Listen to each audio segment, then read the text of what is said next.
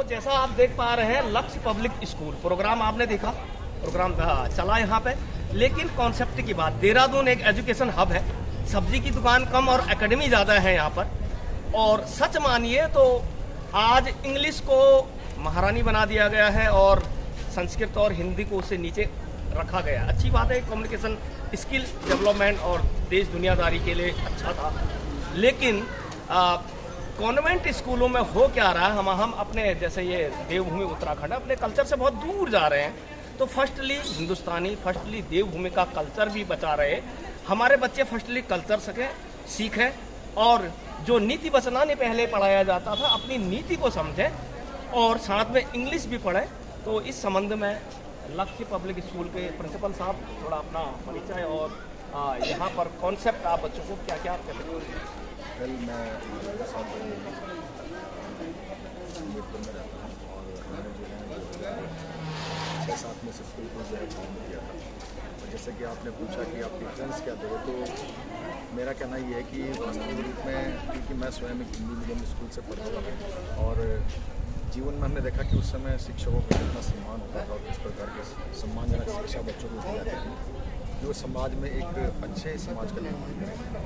हमारा उद्देश्य ये है कि हम बच्चों को संस्कृत और संस्कार के जो रूल्स रेगुलेशन है, संस्कृत और संस्कृति मतलब जो हमारा ट्रेडिशन है, जो इस भारत का ट्रेडिशन है, परंपरा है, संस्कृति है, वो बच्चों को पता होनी चाहिए, सभ्यता जो पता होनी चाहिए। और संस्कृत का मतलब ये है कि जो इंग्लिश गिव्स अस प्राउड, अंग्रेजी भाषा एक ऐसी भाषा है जो प्रत्येक व्यक्ति को अहंकारी बना देती है।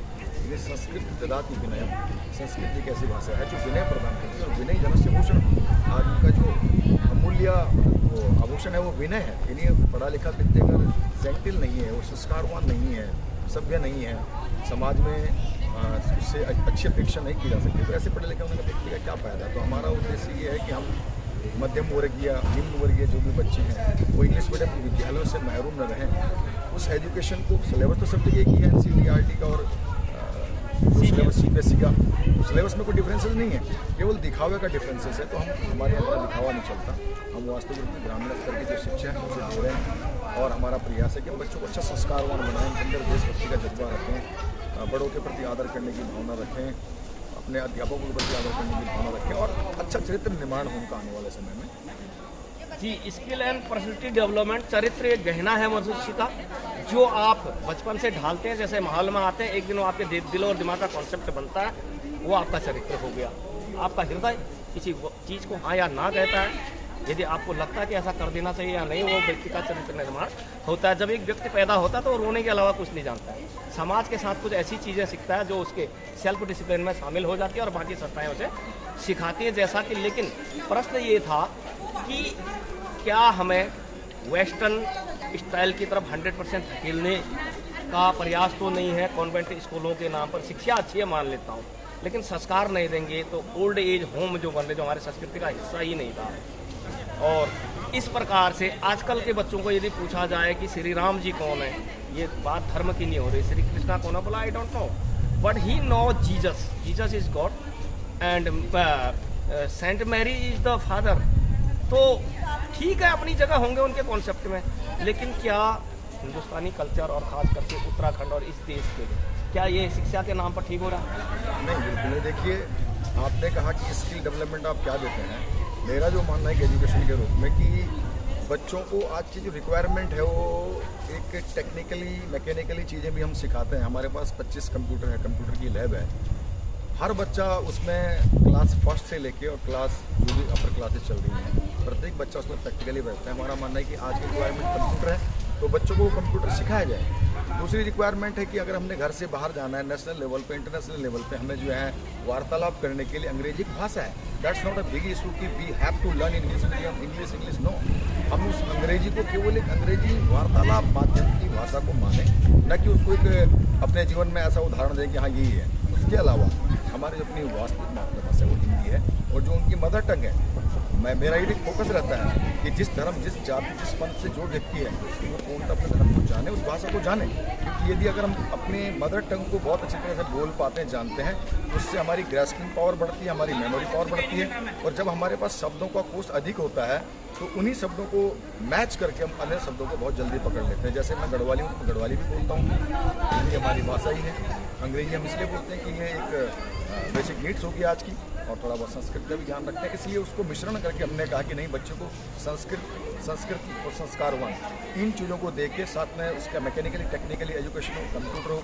और जहाँ तक आपकी बात है कि अलग एजुकेशन में क्या है, अब पहले के टाइम पे शिक्षा एक फोर्स होता था, एक दबाव होता था, एक आधिपत्य होता था, लेकिन आज ऐसा नहीं है। आज एक अच्छे शिक्षक के लक्षण क्या है? एक अच्छा शिक्षक जो है, पहले बच्चों के साथ उसका फ्रेंडली नेचर होना चाहिए। यदि उसका फ्रेंडली नेचर है तो बच्चा खुल के अपनी बात को बताएगा। दूसरी बात, अगर हमने कहा कि भाई गरीबी ये चीज़ है, तो हमें गरीबी के ऊपर लेक्चर हम दे रहे हैं, पर क्या हम गरीबी दिखा रहे हैं? हमें उस चीज़ के लिए बच्चों को गरीब झुग्गी झोंपड़े में ले जाना पड़ेगा, ताकि वो देखे कि गरीबी ये है। यानी एक अच्छा चरित्र, अच्छा नेचर, फ्रेंडली भी है, और मोटिवेशनल तरीके से एग्जाम्पल के रूप में हम बच्चों को छोटे छोटे टास्क एनालिसिस करके दें और उन्हें बताएंगे, देखो बच्चा, अगर अमीर के शौक हैं तो ये हैं, तुम किस लेवल में हो, गरीब के शौक है तो ये है, तुम किस लेवल में हो, क्योंकि जो तुम्हें पढ़ाया जाता है ये है अमीरी और गरीबी का फर्क। ये सब चीज़ें हम जो है अगर उसमें पढ़ाते हैं बच्चों को, तो वो एक अच्छे शिक्षक जी। मुझे आपके कहने से याद आया, पुराने जमाने में गुरुकुल हुआ करते थे। राजा का बेटा वो होगा तो शिक्षा तो महल में भी ले सकता था, तो क्यों श्री राम जी जो है विश्वामित्र के आश्रम में जाएं? क्योंकि उस कॉन्सेप्ट को वहाँ पर सिखाया जाता था कि एक दिन वन में भी आपको जाना पड़े तो आप सर्वाइव कर सके एज ए फाइटर। तो वो सबसे पहले, जब अंग्रेजों का यहाँ राज था, सबसे पहले जितने योद्धा जिनको को फांसी हुई वो किसी न किसी गुरुकुल के छात्र जरूर थे, और उन्होंने गुरुकुली शिक्षा को एकदम समाप्त करके कॉन्वेंट शिक्षा को लाए थे। मैं एकदम कॉन्वेंट का विरोध नहीं कर रहा हूँ, लेकिन उसके साथ कल्चर क्या दे रहे हैं, जैसा कि आपने अभी प्रश्न किया था। एक छोटी बात होती है भाषा, स्वदेशी भाषा।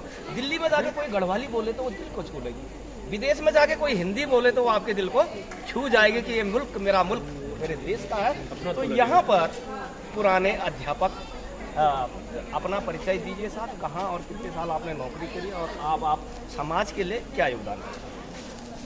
मैं जसवंत सिंह नेगी हूँ, यहीं मूल निवास गणेश में, और शिक्षा विभाग में 39 साल तक सर्विस थी, माध्यमिक शिक्षा में की, मतलब इंटरमीडिएट। हमने जो भी संस्कार पाए थे अपने गुरुओं से, विशेषकर प्राइमरी टीचर से, वो संस्कार को आज तक नहीं भूले, न उनका नाम आज तक। जी, मेरे सॉरी आपको रोकूंगा, मेरे प्रथम गुरु जी का नाम ललता प्रसाद मिश्रा था, जिनने मेरे को 5 पास कराया था। सर याद आया, बहुत भाव। तो मैं भी ऐसे ही कह रहा हूँ। मैं 4th क्लास में था, जब 4th क्लास में तो हमारे कलेराम भट्ट जी हुआ करते थे, वहीं पड़ोस के गणित टीचर सुजान सिंह बरतवाल जी थे, हेड मास्टर प्राइमरी के। उनका लड़का उनके साथ रहता था, मैं मतलब प्रभावित हूँ वहाँ से। उनका लड़का रहता था तो उनको अपने लड़के के साथ एक लड़के की जरूरत होती है, लड़के मैं 4th क्लास से उनके साथ जाता था, लेकिन उन्होंने संस्कार सिखाए नहीं। उनका अपना लड़का चाहते वो अपने बगल में बुलाते। जी, कहने का मतलब शॉर्ट में कहा जाए तो वो शिक्षा भी एक गुरुकुल ही थी, बिल्कुल, और आध्यात्म के तरीके से बड़ा प्रोफेशनली और हर एक चीज़ को वो सिखाते थे। और उसके बाद जब आपने शिक्षा ली, पढ़ाया, और आपका भी मानना यही है कि जो स्वधर्म है, जो सनातन है, जो इस देश की संस्कृति है, जो इस मुल्क का कल्चर है, सबसे पहले वो जरूरी है। आदमी पढ़े लिखे हर एक भाषा में उसको जरूरत है, लेकिन वो शिक्षा आधुनिकता के चक्कर में अपने कॉन्सेप्ट, कल्चर और अपनी सभ्यता संस्कृति को ना भूले। तो और कुछ कहना चाहोगे सर? सर, बाकी तो जीवन का अनुभव कई होता है, जो हमने सीखा वही हमने प्रैक्टिकल में 40 साल की सर्विस विभाग में करवाया।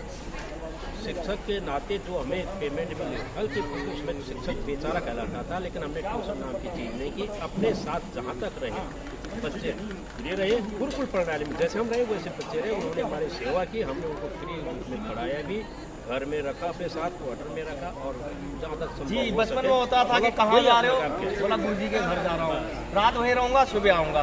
तो गुरुजी पार्ट टाइम पर, उस जमाने में कोई ट्यूशन फी नहीं होती थी, ये मैंने भी देखा, और फिर ही पढ़ाते थे। ललता प्रसाद जी के घर पर हम भी पढ़ते थे। तो याद आया आपके आज के समर्पण गुरु का। आज के समय खराब कंपटीशन का युग है, ये तो नहीं हो सकता। मतलब ये जो पोजिशन नहीं है ना कोई पेरेंट्स दे सकते, तो खैर समय बदलता है।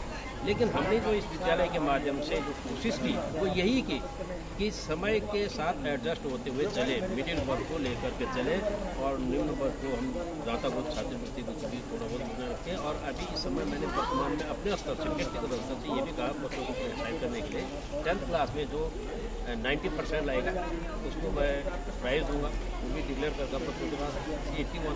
जी, कहने का मतलब कि हर गरीब से गरीब बच्चा पढ़ सके, क्योंकि शिक्षा एक आजकल प्रोफेशनल हो गया, मनी हब हो गया है। जरूरी भी है, समय के साथ होता है, जरूरत बढ़ती है। गुरु दक्षिणा पहले भी दी जाती थी, वो अलग बात है। लेकिन क्या अन्य स्कूलों जैसा मनमानी फीस होती है प्रिंसिपल साहब, तो कंपैरिजन किया जाए तो एक बच्चा कक्षा अगर 5 में पढ़ रहा है तो आपका विद्यालय फीस क्या लेगा? देखिए, मैं बताऊँ उसकी फीस लगभग 14-1500 रुपये है। और सर फीस का मैं जहाँ तक आपको बताऊँ, इसमें ये भी देखिए जो एम्प्लॉय हैं आज की परिस्थिति को देखकर हमारा जो वेतनमान है शिक्षकों को, वो भी हम अच्छा देखें, ऐसा नहीं 15,000, 14,000, 12,000, 18,000, 20,000 वाले भी हैं। जी, समझ गया। नहीं तो समर्पण भाव से काम नहीं करेगा और फीस लेना बहुत जरूरी है, क्योंकि वो एम्प्लॉयर पढ़ा लिखा उतना ही है जितना सरकारी स्कूल का गुरुजी है। वो पढ़ाए ना पढ़ाए, लेकिन इन्हें अपनी परफॉर्मेंस देनी पड़ेगी, इसलिए फीस लेना भी जरूरी है। यदि किसी मध्यम वर्गीय परिवार से अच्छा बच्चा है और वो फीस की वजह से शिक्षा से महरूम हो रहा है, तो उसका हम वेलकम करेंगे। उनको अभिभावक से ये कहते हैं कि बच्चों को साफ सुथरा बना के भेजो, फ्री की चीज़ को मुफ्त की ना समझ के इसको आप वैल्यू समझें। शिक्षा देना हमारा काम है। जहाँ 500 बच्चे पढ़ रहे हैं वहाँ 5 बच्चे फ्री पढ़े, कोई फर्क नहीं पड़ता है, क्योंकि हमारा जो जीवन है वो शिक्षा देने के लिए है। लेकिन उसका दुरुपयोग ना हो। ये नहीं कि बहुत से माँ बाप देख रहे हैं, जैसे एक छोटा सा प्रश्न आज RT चलता है, उसमें लोग कारों में चल रहे हैं लेकिन बच्चों को फ्री पढ़ाना चाहते हैं, है ना। तो वास्तविक अगर वो उस बेलो कंडीशन में है कि नहीं पढ़ा सकता, उसके लिए ये दरवाज़ा खुला है लक्ष्य पब्लिक स्कूल का। लेकिन अगर कोई समर्थवान है तो ये ना सोचे कि बहुत अच्छे स्कूल में अच्छी पढ़ाई मिल रही है, ऐसा नहीं है। आज का लोगों का भावनात्मक रूप से दिमाग होगा कि ऊंची बिल्डिंग, बड़ी बड़ी चीज़ें देखने के लिए, लग्जरी चीज़ें। शिक्षा अलग चीज़ है और ये भौतिक सुख अलग चीज़ है। हम एजुकेशन पे फोकस करें, इन चीज़ों पर फोकस करें। जी, बहुत खुशी हुई। आपने देखा गणेशपुर में जो ये विद्यालय लक्ष्य पब्लिक स्कूल के प्रिंसिपल साहब, उनके संरक्षक जो पुराने टीचर उनके गुरुजी हैं, और अन्य सभी टीचर स्टाफ और इनसे जुड़े हुए सभी लोग। और आज यहाँ पर गौरव सेनानी एसोसिएशन के कुछ लोग भी आए थे, तो जानकारी मिली आप लोगों से। और विजय पथ यूट्यूब पर अपने संस्कृति कल्चर देश के लिए जो होता है वो, उसके अलावा सैनिकों के अधिकार पे, पेंशन और सभी प्रकार की लड़ाइयाँ हम लोग लड़ते हैं। तो अच्छा लगा कि यूथ को आप जनरेशन को इस प्रकार तैयार करें कि वो एक आदर्श हिंदुस्तानी बने। जय हिंद, नमस्कार, वंदे मातरम, जय हिंद।